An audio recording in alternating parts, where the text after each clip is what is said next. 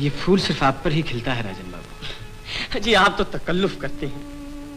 दिलीप साहब, मुझसे ज्यादा ये आप पर सजता है। ये मेरी सजावट नहीं, आपकी नजर का धोखा है। मैं आज यहां से जा रहा हूं राजन बाबू, मगर जाने से पहले ये गलतफहमी दूर कर देना चाहता था। पुजारी जो फूल एक बार अपने देवता पर चढ़ा देता है, वो फूल वो फिर कभी किसी और पर नहीं चढ़ा सकता। छोड़िए, क्या रखा है इन बातों में। खूबसूरत चेहरा, हसीन मुस्कान और बेहतरीन सलाहियतें, ये तमाम अल्फाज मोहम्मद यूसुफ खान उर्फ दिलीप कुमार के लिए अक्सर इस्तेमाल होते रहे हैं। बेहतरीन अदाकारी, खूबसूरत लहजा और अल्फाज की बेहतरीन अदायगी दिलीप कुमार की खसूसियात में रहे हैं। आज दिलीप कुमार हमारे बीच नहीं रहे, लेकिन इनकी यादें हमेशा हमारे दिलों में ज़िंदा रहेंगी। दिलीप कुमार के कर्नाटक के दौरे भी काफ़ी दिलचस्प रहे हैं। बेंगलोर कई मरतबा इनका आना हुआ। इस दौरान कॉलम निगार आज़म शाहिद ने दिलीप कुमार के तफसीली इंटरव्यू कई बार लिए हैं। आज़म शाहिद ने दिलीप कुमार से खुसूसी मुलाकात और अपने तजुर्बात पर अपने ख़यालात का इजहार किया है। मोहम्मद यूसुफ सरवर ख़ान दिलीप कुमार हिंदुस्तान के मायानाज अदाकार रहे, जिन्हें ट्रेजेडी किंग, शहनशाह जज्बात और आफताब अदाकारी कहा गया। मेरी नज़र में दिलीप साहब हिंदुस्तान की मुश्तरका तहज़ीब के कल्चरल एम्बेसडर, सकाफ़ती सफ़ीर रहे हैं। उन्होंने अपनी मेथड एक्टिंग से फितरी अदाकारी का एक ऐसा तर्ज क़ायम किया, उस रविश में ढलने के लिए कई अदाकार आगे आगे बढ़ते रहे। खुद अमिताभ बच्चन का ये कहना है कि हिंदुस्तान की सिनेमा की तारीख़ दिलीप कुमार से पहले और दिलीप कुमार के बाद इस हवाले से लिखी जाएगी। दुनिया के मुमताज़ परफॉर्मर्स में से, दुनिया के मुमताज़ अदाकारों में दिलीप साहब का शुमार होता है। आज हम देखते हैं कि इस फिल्म की नगरी में लोग कल परसों आते हैं, धड़ाधड़ फिल्में 100, 200, 300 तादाद बढ़ती ही चली जाती हैं, मगर दिलीप साहब ने हमेशा अपने परफॉर्मेंस में क्वालिटी को तरजीह दी। फिल्म मेकिंग के हर शोबे पर वो दस्तरस रखते थे।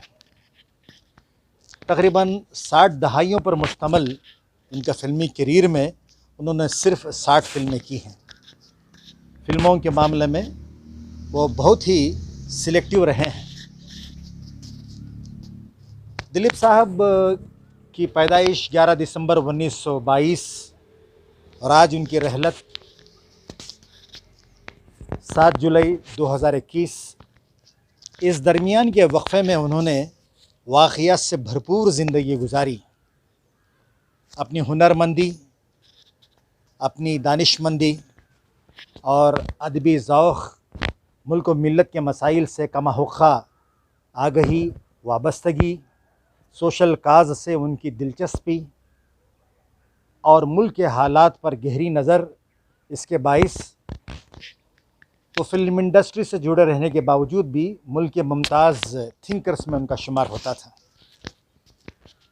मैंने लड़कपन ही से उनके करियर को बगौर देखा है, परखने की कोशिश की है। मैंने ये महसूस किया है कि ख़ान अब्दुल गफ़्फ़ार ख़ान रहे हों या पंडित जवाहरलाल नेहरू, इंदिरा गांधी, वीपी सिंह, चंद्रशेखर, अटल बिहारी वाजपेयी, सबसे आपके गहरे मरासिम रहे। वो हमेशा मुल्क के सेक्युलर कैरेक्टर की बहाली के लिए एक जिहादकार के तौर पर हमेशा वो फ्रंट लाइन में शामिल रहे। जब भी फ़िरक़ा परस्ती के नाम पर फ़िरक़ा परस्तों ने मुल्क के सुकून को दरहम बरहम करने की कोशिशें की, वो बिला खौफ व ख़तर अरबाब इक़्तिदार के रूबरू अपना मौक़िफ़ पेश करने में वो हमेशा आगे रहे। जब दिलीप साहब अपनी समाजी खिदमत के बाइस उनकी खिदमत के एतराफ़ में उन्हें हुकूमत महाराष्ट्र ने जब शरीफ ऑफ बॉम्बे उन्हें मुकर्रर किया, पहली बार लोगों को तब इल्म हुआ कि शरीफ का एक ऐसा एजाज़ ओहदा भी है। इसका मतलब ये कि जिस ओहदे पर वो बराजमान हुए उन्होंने उसे वक़ार बख्शा। फ़िल्मी अदाकारी में मेथड एक्टिंग इसका एक शोबा उन्होंने लाशऊरी एतबार से उन्होंने क़ायम किया। उनकी रफ्तार और गुफ्तार में काफ़ी लोग ढलते गए, ढलने की कोशिश करते रहे, मगर कामयाबी बहुत कम लोगों को मिली।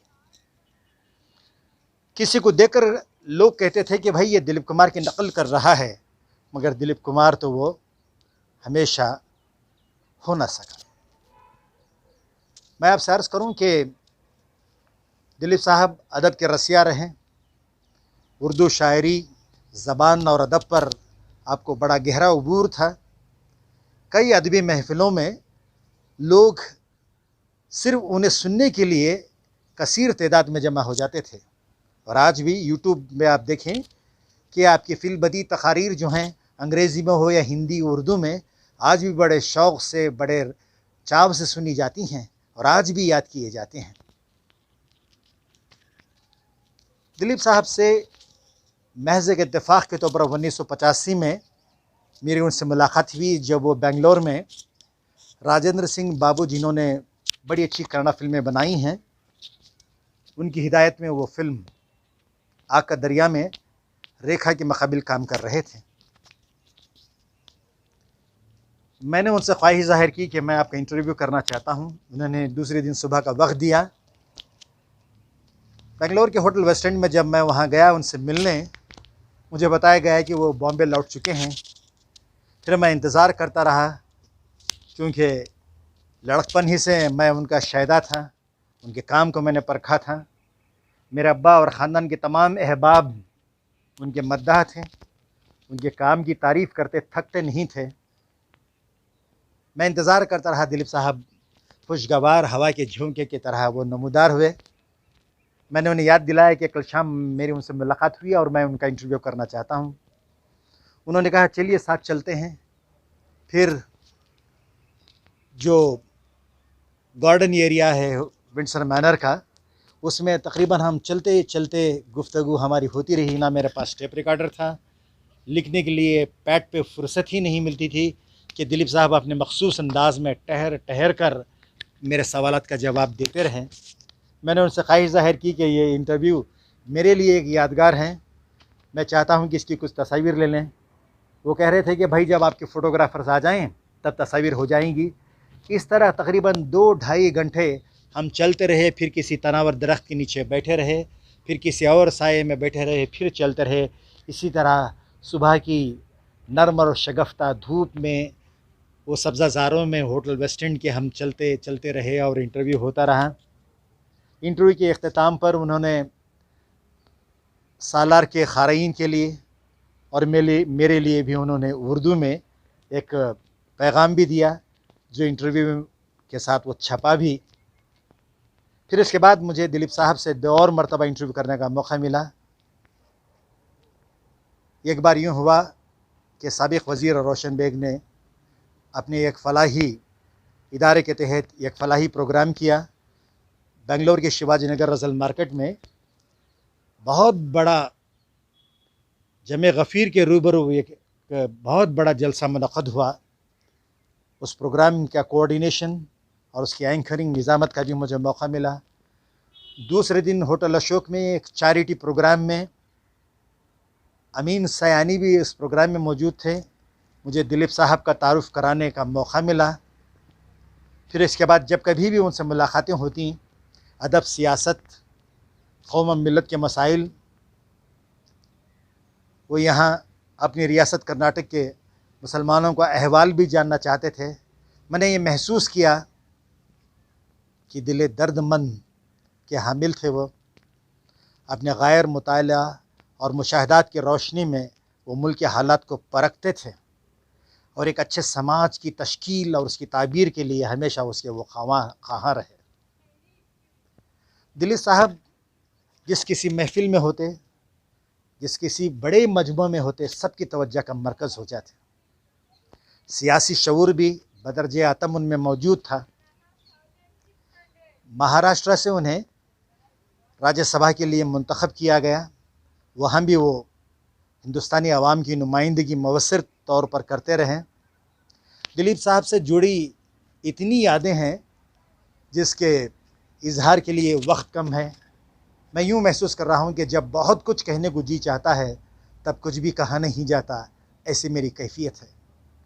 दिलीप साहब जो हैं, जिनको कहते थे, अब उनको थे कहना, ईज़ के लिए वाज इस्तेमाल करना बहुत बड़ा दर्दनाक एक मरहला मैं महसूस करता हूँ।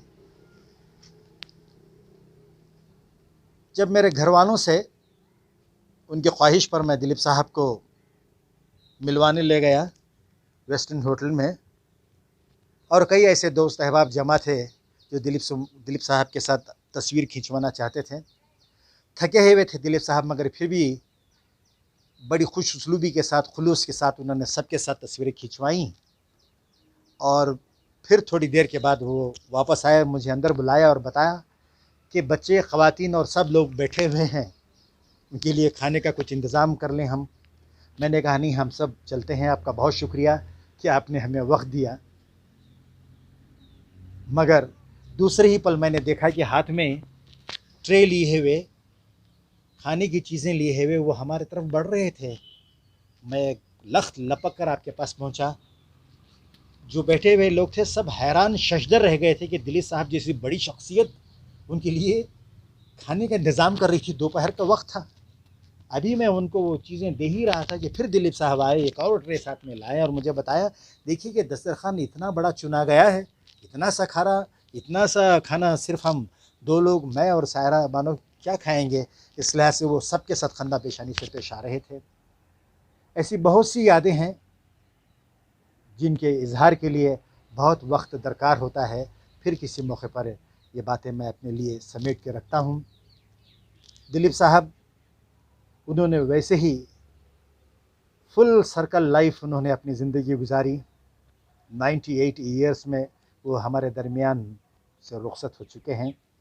मगर दिलीप साहब हमेशा हिंदुस्तान में सिनेमा के मैदान में एक आइकॉन की तरह, एक लेजेंड की तरह उनकी हैसियत हमेशा मुसल्लम रहेगी और हिंदुस्तान उन्हें हमेशा याद रहेगा। और दुनिया के जिस किसी भी कोने में हिंदुस्तानी हैं मौजूद, बरज़गीर के लोग जहाँ मौजूद हैं, वो हमेशा दिलीप साहब को बड़े खुलूस, एहतराम और क़द्र से आपको याद रखेंगे।